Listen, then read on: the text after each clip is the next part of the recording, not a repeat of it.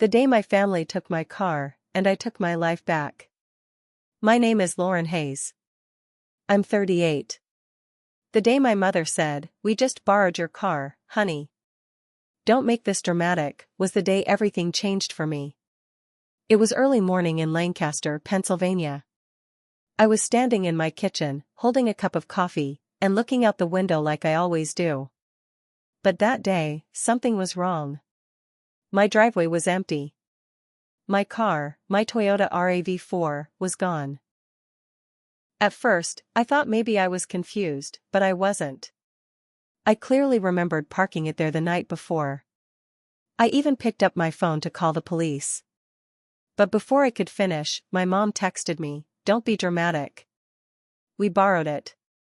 That one message made me pause. I told myself maybe it was just for the weekend. Maybe I was overthinking. So I went to work and tried to act normal, even though something didn't feel right. 3 days later, I got a call from a state trooper. He told me my car had been stopped in Harrisburg and then impounded. My younger sister, Brianna, was driving it. Her license had been suspended for months. Her 2 kids were in the back seat, and they weren't even wearing seatbelts. The total fine had reached $1,800.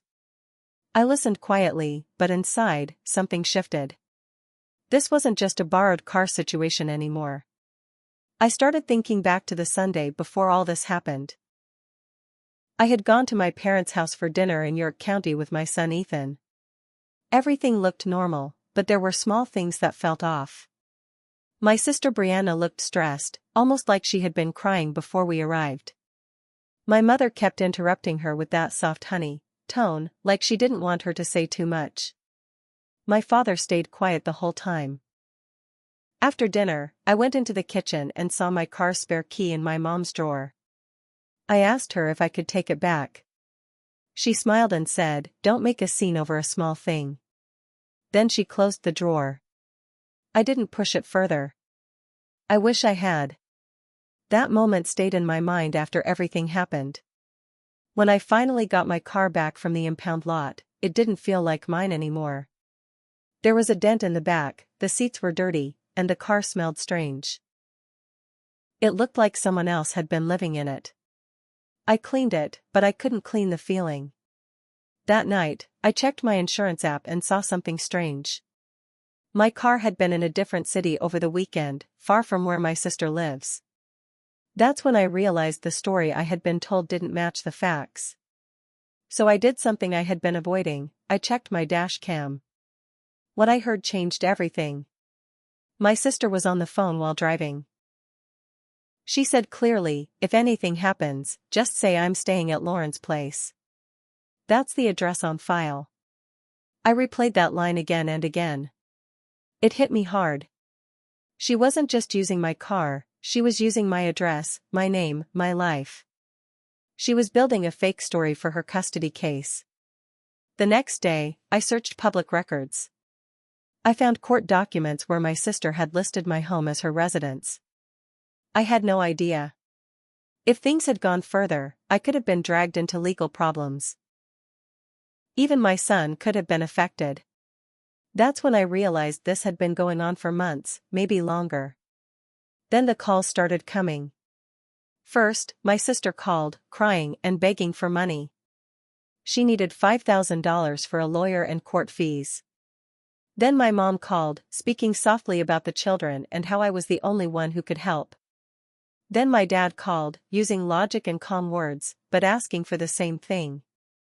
3 different voices, same message. That's when I understood something clearly. I wasn't just their daughter or sister. I was their solution. I met with a lawyer and started protecting myself. I reported the unauthorized use of my car. I removed my address from my sister's case. I made everything official. It wasn't easy, but I knew I had to do it. While doing all this, I discovered something even worse. A trust fund my grandmother had left for me had been slowly drained over the years, over $47,000. My parents had used that money to help my sister without telling me.